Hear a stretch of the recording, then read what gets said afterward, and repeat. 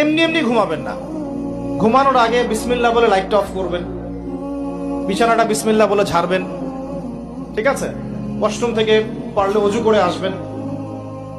মশারি দিচ্ছেন, lights off করছেন, পাত্র যেগুলো আছে সেগুলো একটু ঢেকে রাখবেন বিসমিল্লাহ বলে। দরজা লাগাবেন বিসমিল্লাহ বলে।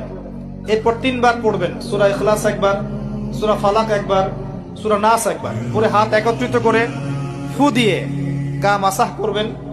এই কাজটা 3 বার করবেন। একবার আয়াতুল কুরসি পড়বেন, সূরা বাকারার 255 নম্বর আয়াত, আল্লাহু লা ইলাহা ইল্লা হুয়াল হাইয়ুল কাইয়ুম, এটা শেষ পর্যন্ত। এরপর সূরা বাকারার শেষের 3টা আয়াত পড়বেন, লিল্লাহি মা ফিস সামাওয়াতি, এখান থেকে ফানসুরনা আলাল কওমিল কাফিরিন পর্যন্ত। তারপর ডান কাতে পাশ ফিরবেন, বলবেন আল্লাহুম্মা বিইসমিকা আমুতু ওয়া আহইয়া।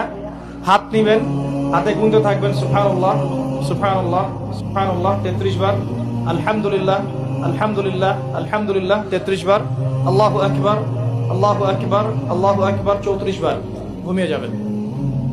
এখন যদি আপনি 6 ঘন্টা ঘুমান, আপনি নবী সাল্লাল্লাহু আলাইহি ওয়াসাল্লামের সুন্নত অনুযায়ী ঘুমিয়েছেন, প্রত্যেক ঘন্টা ঘুমানোর জন্য আল্লাহ আপনাকে নেকি দিবে ইনশাআল্লাহ। এমনি ঘুমালে নেকি হতো না, রেস্ট নেওয়া হতো।